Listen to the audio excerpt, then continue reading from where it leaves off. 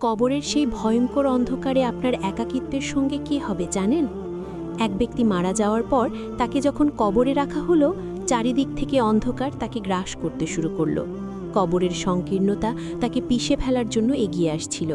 ঠিক সেই সময় হঠাৎ এক অপূর্ব সুগন্ধে এবং সাদা নূরের মতো উজ্জ্বল এক যুবক তার পাশে এসে দাঁড়ালো। ব্যক্তিটি অবাক হয়ে জিজ্ঞেস করল, তুমি কে? এই বিপদে কেন আমায় সঙ্গ দিচ্ছ? সেই নুরানি যুবকটি হাসি মুখে উত্তর দিল, আমি সূরা মুলক। তুমি দুনিয়াতে প্রতি রাতে আমাকে তিলাওয়াত করতে।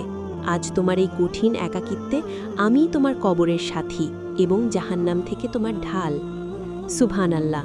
কোরআনের একটি সূরা যদি কবরের অন্ধকার দূর করতে পারে, তবে পুরো কোরআন আমাদের জন্য কি করতে পারে একবার ভাবুন। কোরআনের এই অলৌকিক রহস্য সবার কাছে পৌঁছে দিতে ভিডিওটি শেয়ার করুন।